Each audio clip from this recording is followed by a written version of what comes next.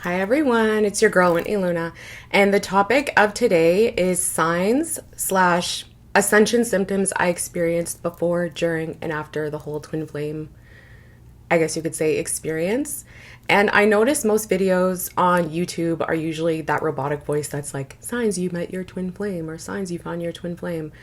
I don't think a lot of people are comfortable sharing their stories, which is completely understandable. I'm not entirely comfortable either, but Spirit is like pushing me to put some content out and just really connect and help other people that are on a similar journey, just to help them understand, help you understand that you are not crazy, that the strange ascension symptoms that you are experiencing, you're not crazy. So I'm going to start off by saying that Kundalini is the top sign that you have found your twin flame. That is the absolute top sign. The chakras opening, the body shakes, the anxiety, the old wounds coming up in order for you to heal and release. It was insane for me. Like, it was that experience for me. I thought I would end up in a mental hospital. Like, that's how intense it was, because it was just a slew of different emotions. One moment I'm happy, next moment I'm crying. Then I wake up the next day, and anytime I hear a sad song, I'm just like bawling my eyes out. So the Kundalini is the undeniable sign that you have found your twin flame. That will always be the first thing that I say when it comes to signs that you have found your twin flame. So just be aware of that. If that is a sign, if that is a symptom, then you more than likely have found your twin flame. The other sign I was going to say was, I guess, just the whole perception of the world really changing. Like, your sensories are on overload. So while you're going through the whole Kundalini experience, you notice that you go outside and the grass is so green and the sky is so blue, and you look at the sun and you almost want to cry because you just see so much beauty in everything around you. And that was really beautiful. Like, that was probably one of the most beautiful experiences I had on this journey. And I remember like listening to old songs that I hadn't listened to in years and just feeling so connected to the music. It was really beautiful. It almost puts you in this like dreamlike state where you're like, is this really happening? Like, is this really happening? And that's part of the reason why I was in denial for a lot of it, was because it just felt so surreal, like inexplainable. I thought I was going, like I said, I thought I'd end up in a mental hospital because I thought I was going crazy. It was just so out of this world. It was just an out of this world experience. So that leads me to my next point, which is the synchronicities are insane. I've had synchronicities, telepathy, psychic dreams in, karmic relationships. And it was nothing near this level, because you have to understand, you're already going through the Kundalini, you're on sensory overload, and then on top of that, you have insane synchronicities. That's what makes you feel like you're going to end up in like some mental hospitals, because everything is just so overloaded. It's terrifying at the same time. As beautiful as it is, and as much as I knew what was going on, I still was in complete denial, because I was like, okay, the synchronicities are over the top. My sensories are going crazy. The Kundalini is making me feel like I'm going double crazy. Like, so that is definitely another sign. But I wasn't sure about saying synchronicities, because like I said, I had that with other previous relationships as well. But the synchronicities with this were overload, like overload. So be aware of that. Okay, so when you think about synchronicities, just think it's like overload synchronicities. The other sign I was going to say, the other sign I was going to say was my dietary changes started a little bit before I found my twin. And I noticed that I was craving fruits and vegetables. I was only eating chicken for meat. That was the only thing I was allowed to eat from Spirit, based on what Spirit was telling me. I was eating a lot of greens and fruit for breakfast. And then for lunch, I'd just kind of have like a baked piece of chicken. And then after that, it would just be mostly fruits and vegetables. And I wasn't trying to lose weight or get healthier. It was just my body all of a sudden out of nowhere just wanted a lot of fruits and vegetables. And I noticed that most of my dietary changes have stayed. I just eat chicken for meat, and I eat a lot of fruits and vegetables and greens in the morning. So yeah, that was a good change. The other sign was my relationship with money. And I noticed particularly after my sacral opened, because the sacral actually has to do with money, the flow of money. And I noticed that I didn't have because I noticed before I didn't really have the greatest relationship with money. Not that I was spending it like crazy, but I noticed that it was hard for me to save money, and I always would see things that I wanted to buy even if I knew I didn't need them. Whereas after this whole ascension, I noticed that it was easier for me to save money for a rainy day versus, just always seeing things that I wanted to buy. So that was definitely something cool, especially because it made me realize that spending was kind of a sign of something else.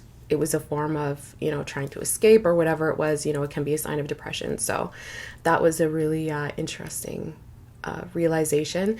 The other thing I was going to say was I noticed my relationships changing for the better. And these were people that I already had a strong connection with. They were friends I've had for years. We adore each other, but none of my friends really, like most of my close friends don't really live in the same city as me. So we don't get to see each other as often as we'd like. And although we do text a lot, we don't get to see each other that often. But I noticed that after this whole ascension, awakening, that they would try to see me more. I would try to see them more. It was just, I noticed that the people around me changed.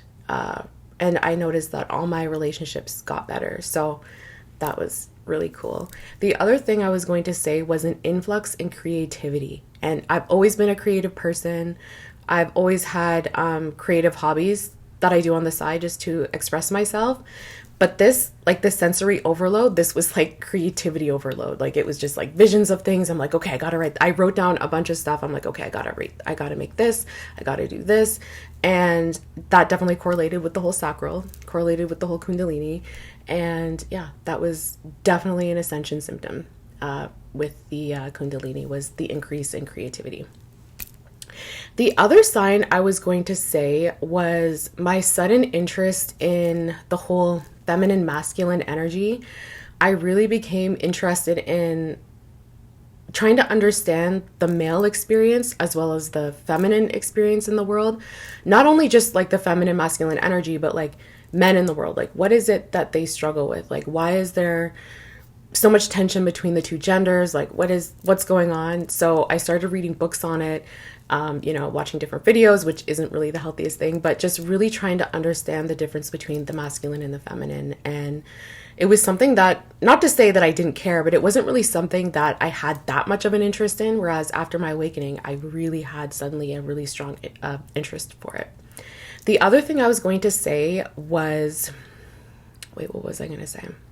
Oh, the gratitude. I had a real strong gratitude for things that, I hate to say that, things that I kind of took for granted. And I think to a degree we all take things for granted, but it was really feeling genuine gratitude for the things I had. Like waking up in the morning and being like, wow, I'm actually really thankful for this bed that I just woke up in. I'm thankful for the food I'm about to eat. I'm thankful that I can, just walk to the kitchen and have a glass of clean water. Like just a genuinely feeling gratitude. That actually leads me to my next point, is feeling the love from Source was indescribable. Like I definitely still feel it, but I noticed that my connection to Source really strengthened. And I guess you could say it's the love that people feel when they connect with God, when they connect with the universe. That's what I felt, especially during the separation and the soul shock. I remember just, even though it was very difficult because, you go into the dark night of the soul, I remember just laying down and just being like, I feel so much love. I feel so loved by the universe. Even though this is such a difficult time, confusing time, I felt so much love. And that's what really kind of flicked the switch for me and made me 100% believe in spirituality, because a part of me didn't always believe in spirituality. I'm going to be honest with you. Even though I've been spiritual since the day I was born, my ego would always try to fight with the spiritual side and say, no, this is impossible. You're overthinking it. It's just a coincidence. But after what I've experienced, it's connected me even more to Source. And I can honestly say I 100% believe in spirituality, chakras, whatever. So yeah, that was awesome.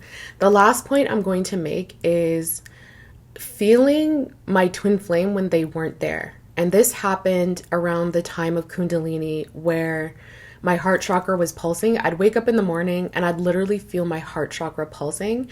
And there's one time where I woke up and it felt like they were laying next to me. They were not, but it felt like they were laying next to me. And it was so strong. Like the feeling was just so strong that, yeah, I was ready to like turn over and be like, hey, like what's going on? But then I was like, no, they're not here.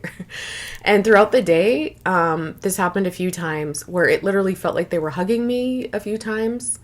So yeah, that was really cool. The telepathy, we have a really strong telepathy when it comes to songs and music. So sometimes I would hear songs and I knew that it was something that their higher self wanted to say to me or whatever.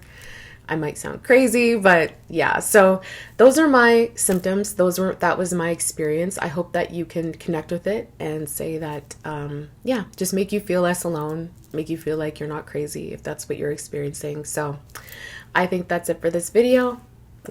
I love you guys so much. Take care.